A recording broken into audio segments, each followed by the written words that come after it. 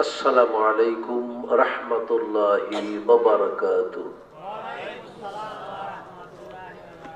نحمده ونستعينه ونستغفره ونعوذ بالله من شرور أنفسنا ومن سيئات أعمالنا.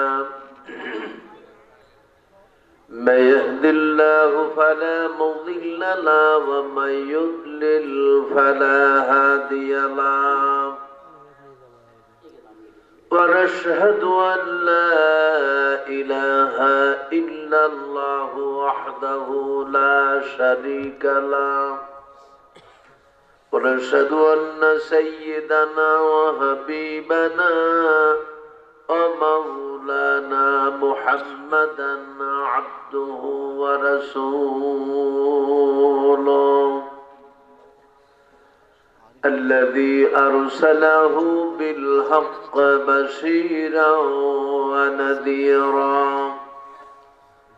وداعيا إلى الله بإذنه وسراجا منيرا. فقد قال الله تعالى في كلامه المجيد وفرقانه الحميد: أعوذ بالله من الشيطان الرجيم. بسم الله الرحمن الرحيم. يا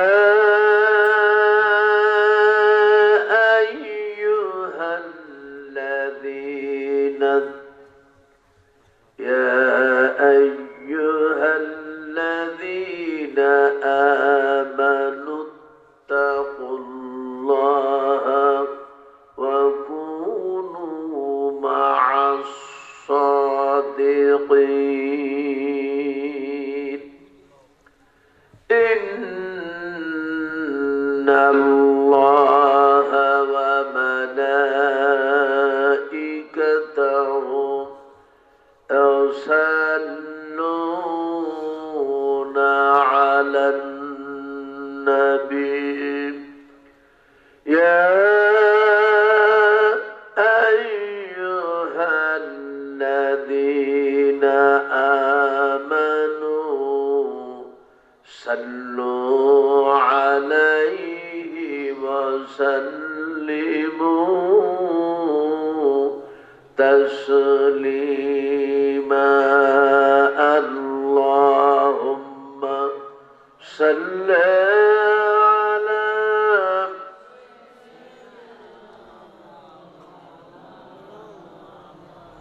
وعلى آل سيدنا مولانا। সবাই মহব্বতের সাথে বলুন আল্লাহুম্মা সাল্লি আলা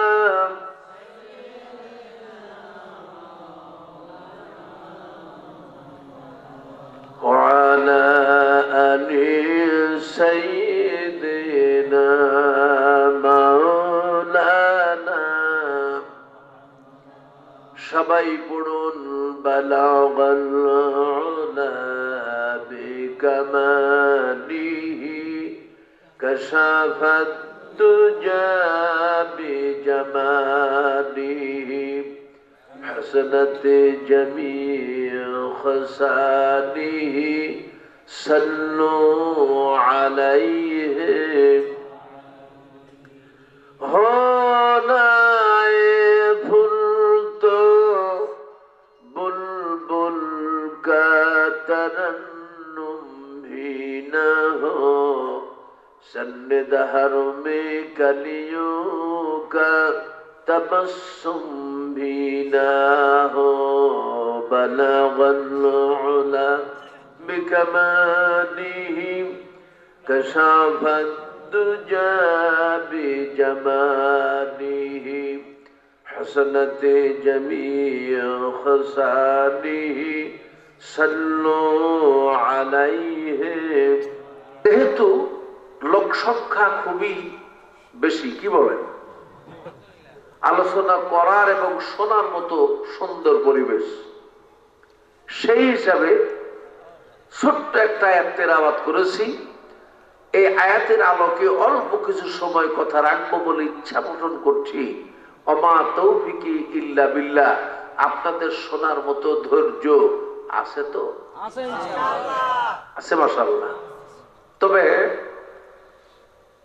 কোরআনের আলোচনা আয়াত যতই ছোট হোক, আলোচনা কিন্তু অনেক ব্যাপক হয়। কথা কি ঠিক? আমি নিজে বলি না, আল্লাহ নিজে বলছেন। আল্লাহ রাব্বুল আলামিন বলেন, قُل لَّوْ كَانَ الْبَحْرُ مِدَادًا لِّكَلِمَاتِ رَبِّي لَنَفِدَ الْبَحْرُ قَبْلَ أَن تَنفَدَ كَلِمَاتُ رَبِّي وَلَوْ جِئْنَا بِمِثْلِهِ مَدَدًا। আল্লাহ রাব্বুল আলামিন বলেন, দুনিয়ার সমস্ত সাগরের পানিগুলি যদি কালি বানাও, আমার কালামের ব্যাখ্যা লিখতে থাকো, লিখতে লিখতে দুনিয়ার সমস্ত সাগরের পানিগুলি শুকিয়ে যাবে। এরপরও যদি লিখতে থাকো, মা নাফিদাত কালিমাতুল্লাহ, আমার কালামের ব্যাখ্যা লেখা শেষ হবে না। সুবহানাল্লাহ, একটু জোরে হবে না? এই জন্য আয়াতের অর্থ করেই আলোচনার দিকে চলে যাই, এদিকে সেদিকে বলি না। যেহেতু এটা মসজিদের প্রোগ্রাম, মসজিদ যেখানে প্রোগ্রাম করায় বা করে, সেখানে কিছু মসজিদের চাহিদাও থাকে, কি বলেন, থাকে কিনা? এখানেও সেরকম চাহিদা থাকতেও পারে, নাকি বলেন? এজন্য সব কুল বজায় রাখতে হবে। আসুন আমরা সরাসরি এদিকে দেশের দিকে যাব না, তবে এই বছরে আমরা উন্মুক্ত ভাবে আলোচনা শোনার এবং করার সুযোগ পেয়ে গেছি। কথা ঠিক না বেটি? ইতিপূর্বে কিন্তু এই সুযোগ ছিল, জোরে করে, সুযোগ ছিল না। যদি মনে করেন এই মাহফিল একটা করবেন, পারমিশন যদি চাইতে যাইতেন, এ বলতো ওর কাছে, ও বলতো ওর কাছে, ও বলতো ওর কাছে, শেষে বলতো আর হবেই না। কথা ঠিক কিনা করে? সেদিন আর আছে? এখন আর আলোচনা শোনার কোন পারমিশনের প্রয়োজন নাই। কিন্তু আজকের এই সুন্দর মাহফিলে যারা আসতে পারলেন না, তারা খুবই জ্ঞানীর কাজ করলেন, নাকি বলেন? এতদিন দোষ দিয়েছিলাম, কি দোষ? করতে দেয় নাই। কথাই ঠিক, করতে দেয় নাই। এখন কি করে বলবেন শুনতে দেয় নাই? এই সুযোগ তো নাই। এখন হইল যারা আসেন নাই তাদের লজ্জা হওয়া উচিত। মুসলমান নামের কলঙ্ক। কথা ঠিক কিনা? যেই মুসলমান কোরআনের আলোচনা শুনতে আসে না, ওই মুসলমান আল্লাহকেও ভালোবাসে না, রসুলকেও ভালোবাসে না। যাদের আল্লাহ এবং রসুলের সাথে সম্পর্ক নাই, তাদের সম্পর্ক ওদের সাথেই। কথা ঠিক কিনা জোরে কর। সুতরাং কিয়ামতের দিনের জবাব দিতে অবশ্যই হবে না, হবে না। কারণ এখানে আসলে মানুষ ভালো হয় না খারাপ হয়। এখানে মানুষ ভালো কথা শুনতে পাই না খারাপ কথা শুনতে পাই, এখানে ভালো কথা শুনতে পাওয়া যায়। এই কথা যে কোন একটা মাহফিলের 1 ঘন্টা আলোচনা কোন মুসলমান নারী এবং পুরুষ শোনার পরে যদি ওইটা আমল করে, আল্লাহর জাতের কসম, তার জিন্দেগি অন্ততপক্ষে কামিয়াব হবে এবং তার মরতে দেরি হবে, আল্লাহর জান্নাত পাইতে দেরি হবে না। ভাইরা, কষ্ট লাগে। এত সুন্দর করে আয়োজন করলো যুবকেরা, এত সুন্দর করে ডেকোরেশন সাজাইছিল যুবকেরা, এত সুন্দর করে আলোচনা শোনার জন্য পরিবেশ তৈরি করে দিল, অথচ লোকজন এখানে আসলো না। বলুন এর জন্য দায়ী কি বাচ্চারা? এর জন্য দায়ী তারা যারা আসে নাই। এর জবাব অবশ্যই দিতে হবে, অবশ্যই দিতে হবে, অবশ্যই দিতে হবে। যেদিন জবাব যাবে সেই দিন বাঁচার কোন রাস্তা থাকবে না, সাহায্যকারী থাকবে না। অতএব আমরা যারা এসেছি নিঃসন্দেহে আমরা কামিয়াব হতে পারবো, পারবো কিনা? আল্লাহ রাব্বুল আলামিন বলেন, লান তানালুল বিররা হাত্তা তুনফিকু মিম্মা তুহিব্বুন ওয়া মা তুনফিকু মিন শাইইন ফাইন্নাল্লাহা বিহি আলীম। আল্লাহ রাব্বুল আলামিন বলেন, ওই পর্যন্ত মানুষ আমি আল্লাহ পাকের পূর্ণ কল্যাণ আর সফলতা লাভ করতে পারবে না যতক্ষণ না তারা তাদের সবচাইতে মহব্বতের বস্তু আমি আল্লাহর রাস্তায় কুরবানি পেশ না করবে। আর বান্দা কিভাবে, কোন অন্তরে, কি জন্য তারা কুরবানি পেশ করে, এটা আমি আল্লাহ সব চাইতে ভালো জানি। আল্লাহর চাইতে ভালো কেউ জানে না। আল্লাহ রাব্বুল আলামিন আরো বলছেন, ওয়াল্লাহু সামিউম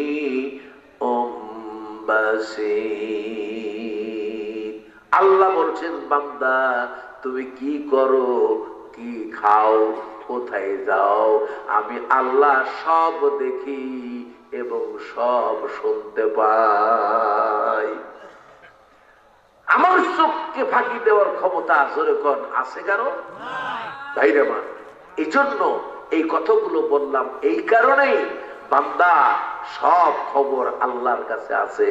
আসো আমরা আয়াতে চলে আসি। আল্লাহ বলছেন, ইয়া আইয়ুহাল্লাযীনা আমানু, হে ঈমানদার বিশ্বস্ত বান্দাগণ, ইত্তাকুল্লাহ, তোমরা আমি আল্লাহকেই ভয় করো।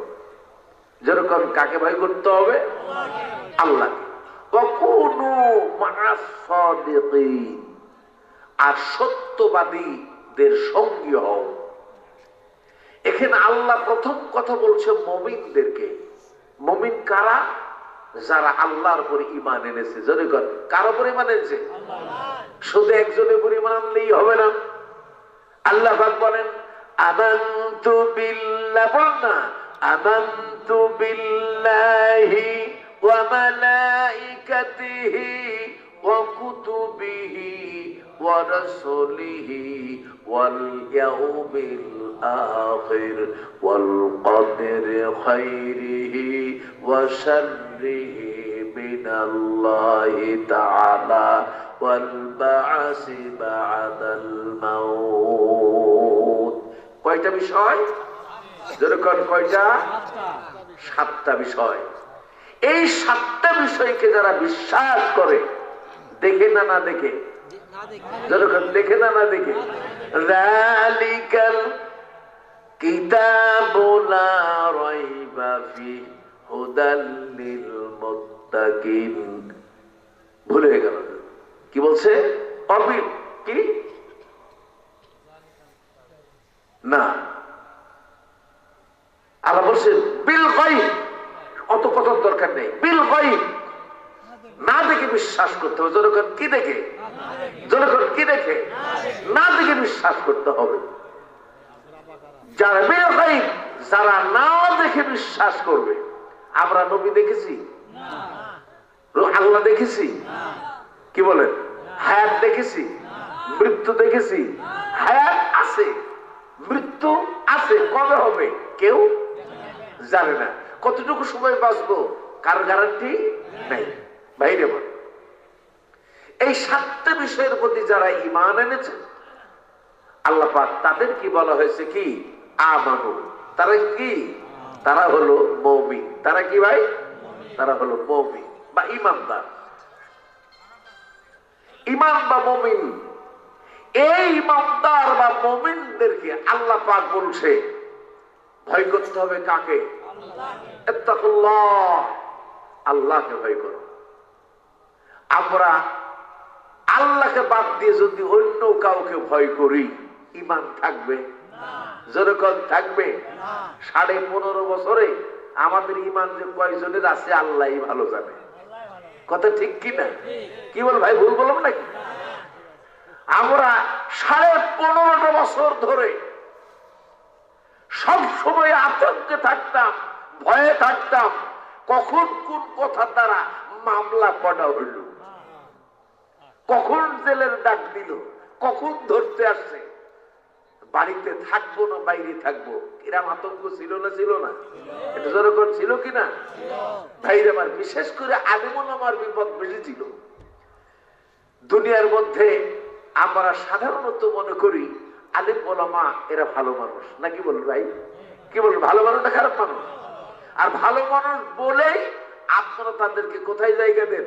মসজিদের মেহরাব, হ্যাঁ, তাদের ইমামতির জন্য জায়গা দেন, মেম্বারে খুতবা দেওয়ার জায়গা দেন।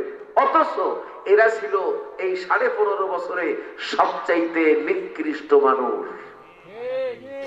বলবো না ঠিক বললাম? ভাইরা আমার খুব ভালো করে বোঝার চেষ্টা করবেন।